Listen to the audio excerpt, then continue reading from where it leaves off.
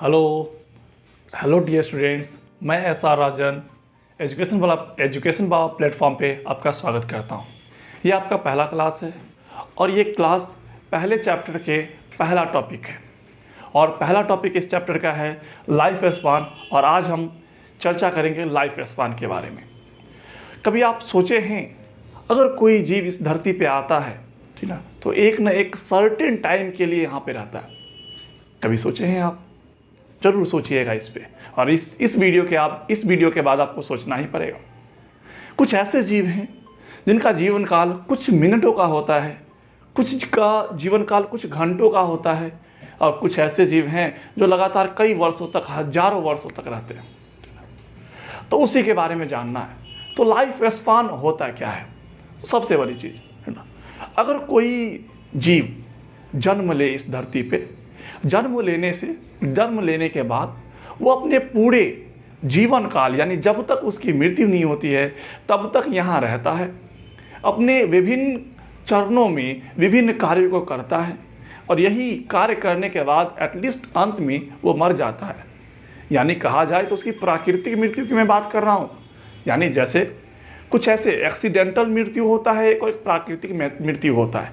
Accidental यानी जिसको अकाल मृत्यु कहा जाता है, वो किसी वजह से हो सकता है, चाहे किसी की बीमारी से हो या एक्सीडेंट से हो, या फर्दर बहुत सारे रीज़न होते हैं मरने के, ठीक ना। कुछ लोग सुसाइड भी कर लेते हैं, ठीक है।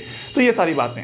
तो मैंने बात किया लाइफ स्पान की। तो लाइफ स्पान जो है, ठीक ना, कोई भी जीव एक जन्म ले और जन्म से लेकर के उसका जो एक प्राकृतिक मृत्यु होता है, उसी को हम क्या कहते हैं? Life span. इट मीन जीवन अवधि कहते हैं। थोड़ा सा डिफिनेशन को देखते हैं। देखिए, किसी जीव के जन्म से उसकी प्राकृतिक मृत्यु तक के समय को हम जीवन अवधि कहते हैं।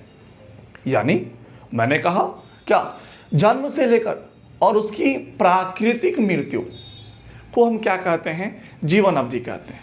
जनरली इतना बात आपको समझ में आ गया होगा। तो थोड़ा सा हम बात कर ले तो आपके मन में आएगा, क्या सर ऐसा हो सकता है अगर जिसका शरीर का आकार बहुत बड़ा है उसका जीवन काल बड़ा हो, जिसका आकार बहुत छोटा उसका जीवन काल छोटा हो? मन में आ सकता है। जरा सोचिए ना। तो संभव भी है और असंभव भी है। एक छोटा सा मैं एग्जांपल देता हूँ, ठीक ना। एक आपके NCERT में एग्जाम्पल दिया हुआ है एक कौवे और तोते के बारे में। अगर आप पीछे अगर व्हाइट बोर्ड देख रहे होंगे तो वहाँ पे आपको नज़र आ रहा होगा, जो कौवा और तोता में मैंने स्टार लगाया है। और स्टार इसलिए नहीं लगाया जो आपके लिए बोर्ड मॉडल क्वेश्चन है, मैंने इसलिए लगाया है क्योंकि आपको अच्छे से मैं समझा सकूँ। जनरली देखा जाए तो एक कौवा और तोता का सामान्य आकार जो होता है बच्चे, वो एकदम बराबर होता है, ठीक है। लेकिन दोनों की मैं अगर लाइफ स्पान की बात करूं, जीवन अवधि की बात करूं, तो वो क्या होता है? कौवा का एवरेज अधिकतम 15 वर्ष होता है और तोते का 140 वर्ष होता है। तो क्या इससे आपका कॉन्सेप्ट क्लियर हुआ? जीवन अवधि किसी भी जीवों के शरीर के आकार पर निर्भर नहीं करता है। तो मैंने दूसरा पॉइंट वही लिखा है, जीवों के जीवन अवधि को साइज के साथ कोरिलेट, मतलब कभी भी मिला करके बता नहीं सकते हैं कि नहीं किया जाना चाहिए, ठीक ना। तो इससे आपको साबित हो जाता है। और कुछ ऐसे 2-4 ऐसे इंपॉर्टेंट आपको समझाने के लिए कुछ एग्जाम्पल्स मैंने लिखा है, जैसे जीव और उसके जीवन अवधि के बारे में। यहाँ देखिए, हाथी का जीवन अवधि 75 वर्ष का होता है। गुलाब का जीवन अवधि 10 वर्ष का होता है। तितली का 1 से 2 सप्ताह होता है। गाय का 25 वर्ष से 26 वर्ष। यानी देखा जाए तो ये जितने भी जीवन अवधि हैं बच्चे, वो सारे के सारे आपको हर एक किताब में एक दो वर्ष का अंतर दिखेगा। तो हालांकि उस पर नहीं जाना है, क्योंकि बायोलॉजी में जो भी कुछ होते हैं, जो भी एक्सपेरिमेंट होते हैं, वो एक एवरेज होता है। तो एवरेज आपको समझ में आ रहा होगा, ठीक ना। ऊपर नंबर ऑफ जो भी जीव होते हैं उसके कैलकुलेशन किया जाता है, यानी ऐड किया जाता है, और उसी से नीचे डिवाइड किया जाता है, उसी को हम एवरेज कहते हैं। तो एवरेज है। एवरेज में किसी का ज़्यादा भी हो सकता है, किसी का कम भी हो सकता है। तो जैसे आपके मन में आएगा, ठीक ना। सर मनुष्य के बारे में थोड़ा देखिए, कोई कहता है 80 है, कोई कहता है 100 है। अब ये किताब में ही देख सकते हैं। तो बहुत सारे ऐसे किताब हैं जो पुराने, यानी जो अभी तक वो अप टू डेट नहीं हुआ है, उसमें 100 वर्ष दिया हुआ है। लेकिन अभी आप क्या देखते हैं, अधिकतम मनुष्य 80 से 90 तक ही जिंदा रहता है। तो क्या वो बातें गलत हैं? नहीं बच्चे, एवरेज कुछ ऐसे भी हैं लोग जो अभी 100 प्लस करके यहाँ भी अपनी ज़िंदगी जी रहे हैं। तो इसीलिए ठीक ना, ये मेंशन नहीं है, ठीक ना। तो 1-2 वर्ष आगे पीछे हो उसके लिए आपको दिक्कत नहीं लेना है, क्योंकि हर एक किताब, हर एक पब्लिकेशन अपने अपने हिसाब से दिया रहता है। चलिए आगे आते हैं।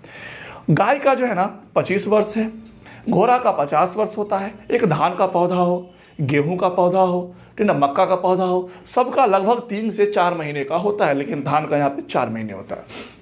आगे देखते हैं। मगरमच्छ अपने जीवन काल, ठीक ना, उसके मगरमच्छ का जीवन काल 160 वर्ष का होता है। और मैंने कौवा की तो बात की ही, 15 वर्ष, तोता का 140 वर्ष, कछुआ का 100 से 150 के बीच में, कोई 120 भी हो सकता है, 140 भी हो सकता है। इसी को कहते हैं हम एवरेज। कोई 100 पर भी मर जाएगा, कोई 150 पर भी मर जाएगा।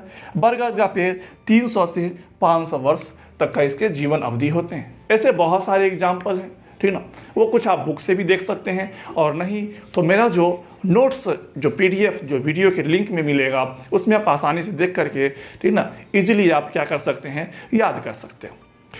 ठीक है, अब आगे देखते हैं। एक सजीव, यानी जो भी यहाँ पे जीव देख रहे हैं वो सारे के सारे सजीव हैं, ठीक ना।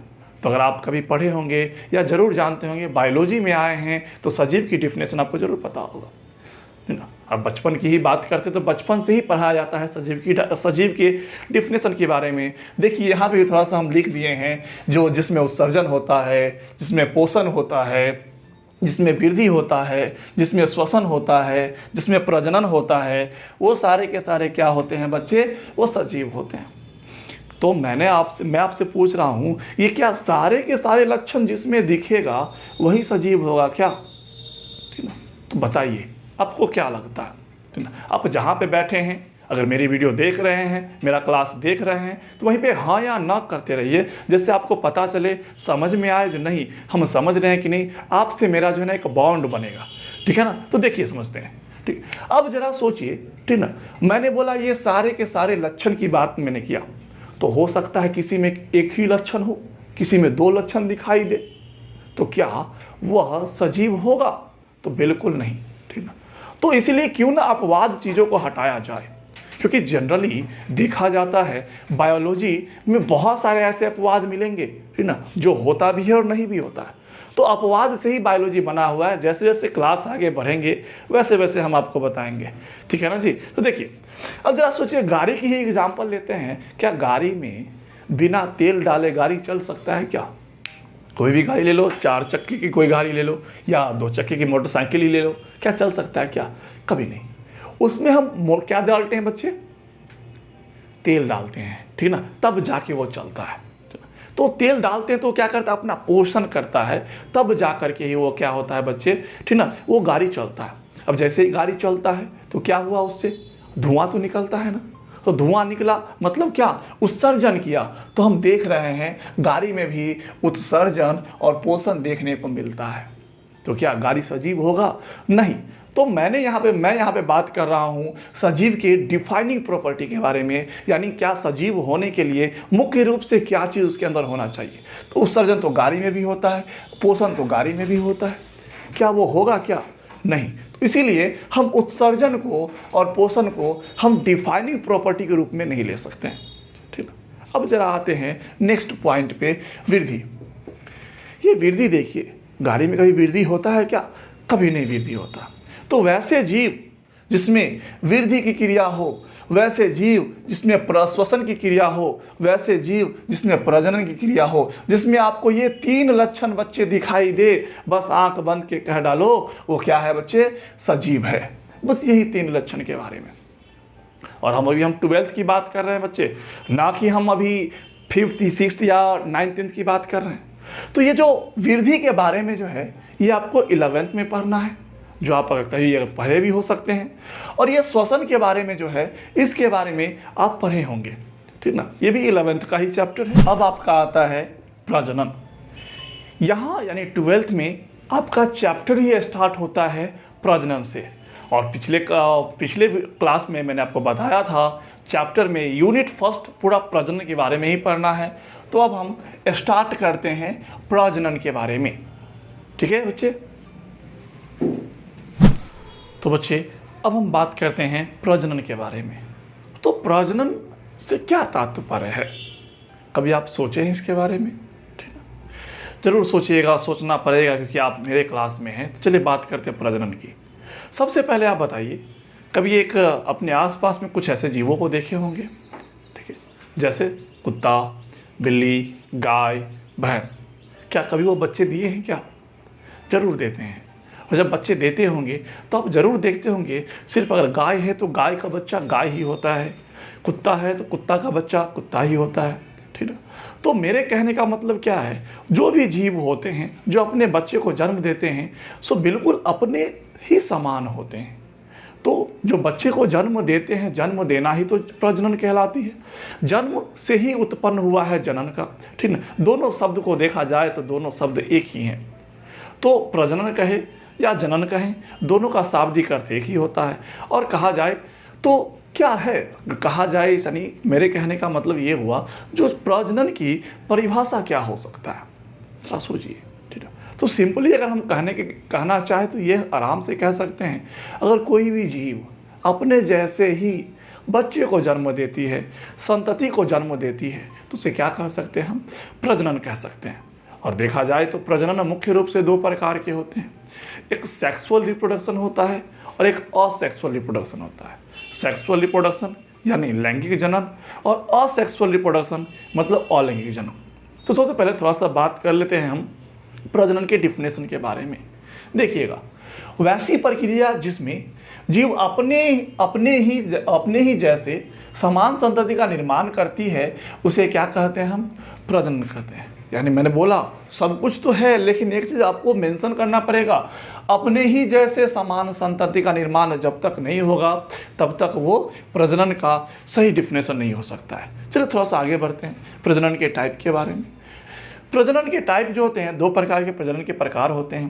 पहला सेक्सुअल रिप्रोडक्शन लैंगिक जनन, दूसरा असेक्सुअल रिप्रोडक्शन यानी अलैंगिक जनन। तो हम सोच रहे हैं ऐसा, सेक्सुअल रिप्रोडक्शन थोड़ा सा लंबा जाएगा, थोड़ा बड़ा है, इसलिए हम उसको लास्ट में लेंगे। सबसे पहले हम ले लेते हैं असेक्सुअल रिप्रोडक्शन के बारे में। ठीक है, जैसे ही सेक्सुअल या और असेक्सुअल रिप्रोडक्शन को बताना है तो कोई भी चीज़ को बताने के लिए एक आधार की ज़रूरत पड़ती है। आधार मीन्स, अगर मैंने आपसे कहा बच्चे बताओ एक मनुष्य है और एक जानवर है जैसे गाय है, दोनों में एक मेजर डिफरेंस के बारे में समझाओ, किस तरह से आप समझा सकते हो कि एक ये जो है गाय है और ये आदमी है या मनुष्य है? तो जनरली आपके मन में बहुत सारे एग्जाम्पल चल रहे होंगे। जैसे मैंने बोला आपको, सर मैं पैर को लिया तो देखा मनुष्य के पास दो ही पैर होते हैं, लेकिन जानवर के पास यानी गाय के पास 4 पैर होते हैं। तो मैंने एक तो आधार लिया, यानी मैं आधार लिया पैर को। तो पैर को मैंने देखा तो पता चला, ठीक ना, पैर के आधार पे ही हमें पता चल पाया, जो हमेशा मनुष्य में पैर 2 ही होते हैं और जानवरों में, अधिकतर जानवरों में कितने होते हैं बच्चे? 4 पैर होते हैं। ठीक ना, तो यहाँ पे मैंने आधार क्या लिया? पैर लिया। उसी प्रकार से लैंगिक और अलैंगिक जनन को समझने के लिए एक आधार की जरूरत होती है। ठीक ना, जनरली कहने के लिए हम कह सकते हैं, क्या कह सकते हैं? जो लिखा हुआ है वही बोलेंगे ना। देखिए, प्रजनन की वैसी प्रक्रिया जिसमें युग्मक भाग नहीं लेता हो उसे अलैंगिक प्रजनन कहते हैं।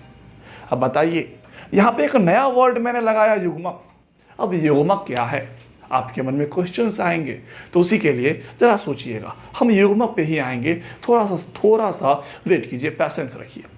कोई भी एक जीव है, वो चाहे एक छोटे से लोअर प्लांट हो यानी निम्न कोटि के पौधे हों, या निम्न कोटि के जंतु हो, या उच्च कोटि के जंतु हों, जितने भी जीव हैं सारे के सारे जीवों का निर्माण जो है 2 प्रकार की कोशिका से मिलकर के बना हुआ है। आपके मन में आ रहा होगा, सर प्रोकैरियोटिक कोशिका और यूकैरियोटिक कोशिका। नहीं बच्चे, इतना भी नहीं सोचना है, ये पूर्ण रूप से गलत है। देखिए होता क्या है, ठीक ना, जीवों के शरीर के निर्माण में 2 प्रकार के कोशिका भाग लेते हैं। ठीक ना, पहला होता है सोमेटिक सेल कायिक कोशिका, दूसरा होता है जर्म सेल यानी जनन कोशिका। तो आपके मन में आएगा, सर ये तो कुछ नया है।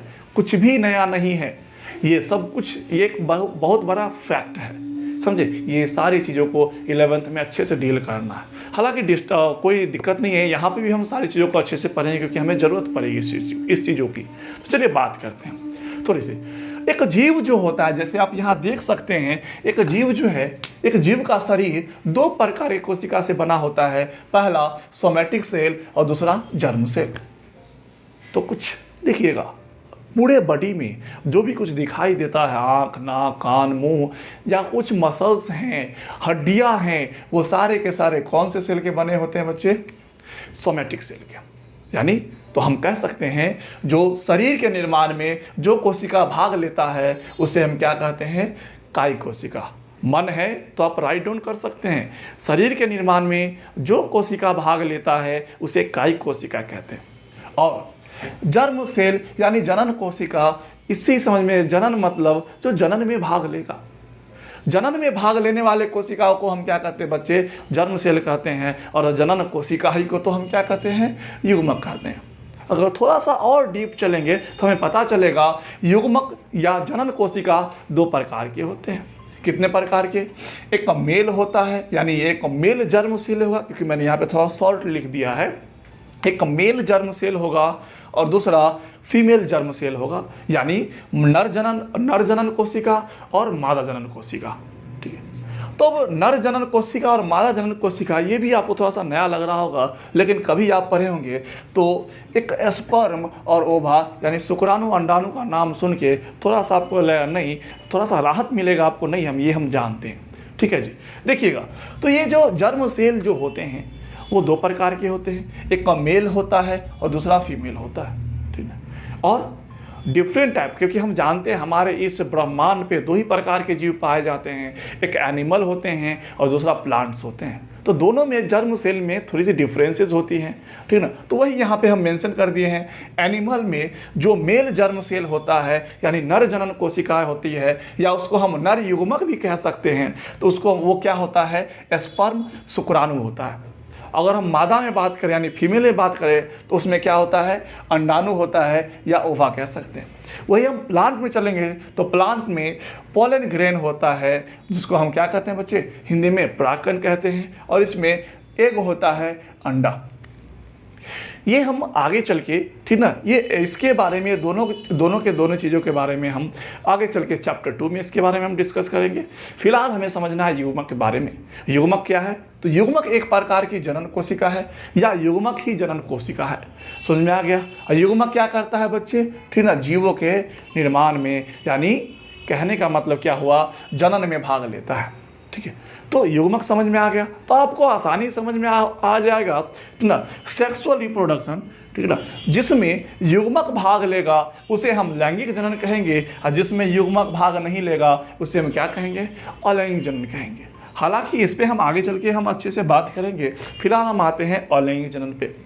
प्रजनन की वैसी प्रक्रिया जिसमें युग्मक भाग नहीं लेता है उसे हम अलैंगिक जनन कहते हैं। इतना समझ में आ गया? और अलैंगिक जनन की बहुत सारी विशेषताएं हैं, अगर उस पर हम चर्चा करें, जैसे अब जनरली देखिएगा कोई भी जीव अलैंगिक जनन करता है तो क्या वह बिल्कुल अपने माता पिता के समान नहीं होंगे? आगे चलिएगा तो आपको समझ में आएगा, लेकिन फिलहाल यहाँ पे इस पॉइंट को मैं मेंशन करना चाहता हूँ, सुनिएगा। जरा सोचिए, अलैंगिक जनन में कोई जीव का शरीर टूट जाएगा, फूट जाएगा, कट के अलग हो जाएगा, तो उससे ही क्या करता है? वो नए संतति का निर्माण करता है। जरा सोचिए, एक मैं बिस्किट लेता हूँ, ये एक बिस्किट है, ठीक है। ये बिस्किट को अगर मैं 2 भाग में डिवाइड कर दूँ, 2 भाग में क्या करूँ? डिवाइड कर दूँ, यानी तोड़ दूँ, तो क्या इस बिस्कुट का ये वाला पार्ट मीठा हो जाएगा, ये वाला पार्ट नमकीन हो जाएगा? क्या कभी नहीं, बिल्कुल सेम होंगे। टूटने से क्या स्वाद बदल सकता है? कभी नहीं। उसी तरह से, ठीक ना, अलैंगिक प्रजनन से जो भी जीव उत्पन्न होते हैं वो अपने पेरेंट्स यानी जनक के बिल्कुल समान होंगे। क्या होंगे? बिल्कुल समान होंगे। मेंशन में एक बार फिर से मैं रिपीट कर रहा हूँ, नोटबुक निकालिए और लिखिए, अलैंगिक जनन से उत्पन्न होने वाले जीव अपने माता पिता के बिल्कुल समान होते हैं। और जैसे बिल्कुल समान हुआ बच्चे, तो बिल्कुल समान के लिए एक नया वर्ड आता है जिसको हम कहते हैं क्लोन कहते हैं। क्या कहते हैं? क्लोन। यानी इसको आप लोग थोड़ा सा मेंशन कर लीजिएगा। अलैंगिक प्रजनन से उत्पन्न होने वाले जीव को हम क्या कहते हैं? क्लोन कहते हैं। इतना में किसी को कोई दिक्कत? एक दूसरा पॉइंट है, अब जरा सोचिए, क्या अगर इस बिस्किट को मैंने तोड़ा तो क्या इसमें स्वाद में तो डिफरेंस नहीं आएगा, नहीं इसके शेप में डिफरेंस आएगा? तो शेप में डिफरेंस नहीं आया तो उसके लिए क्लोन है, तो इसमें अंतर भी तो नहीं दिखाई पड़ेगा ना जी। तो अलैंगिक प्रजनन में उत्पन्न होने वाले जीवों में कभी भी कोई भी प्रकार की भिन्नताएं नहीं पाई जाती है, कोई प्रकार की भिन्नताएं नहीं पाई जाती है। इतना समझ में आ गया? इतना था। वैसे कहने के लिए तो बहुत सारे पॉइंट्स हैं इसमें, जिसको हम आगे चल के हम अच्छे से हम मेंशन करेंगे और हम आपको समझाएंगे। अब हम बात करते हैं अलैंगिक प्रजनन के टाइप्स के बारे में। अलैंगिक प्रजनन मुख्य रूप से 6 प्रकार के होते हैं, जो हम आगे देखेंगे। अभी हम आगे देखते हैं टाइप्स ऑफ असेक्सुअल रिप्रोडक्शन के बारे में। असेक्सुअल रिप्रोडक्शन यानी अलैंगिक जनन मुख्य रूप से 6 प्रकार के होते हैं। पहला है विखंडन यानी फिजन। नंबर 2 में है टोरुलेशन या बडिंग, जिसको मुकुलन कहते हैं। उसके बाद स्पोर फॉर्मेशन या स्पोरुलेशन, जिसको हम बीजाणु जनन कहते हैं। उसके बाद है फ्रैगमेंशन खंडन, रीजनरेशन पुनरुद्भवन या पुनर्जनन। उसके बाद है वेजिटेटिव प्रोपागेशन कायिक प्रवर्धन। ये सारे को हम एक एक करके हम अच्छे से डिटेल करके पढ़ेंगे, जो कि हम मिलते हैं नेक्स्ट क्लास में। और हम सबसे पहला स्टार्ट करेंगे आपका हम फ्यूजन, वहाँ से हम आगे बात को बढ़ाएंगे। ठीक है, थैंक यू।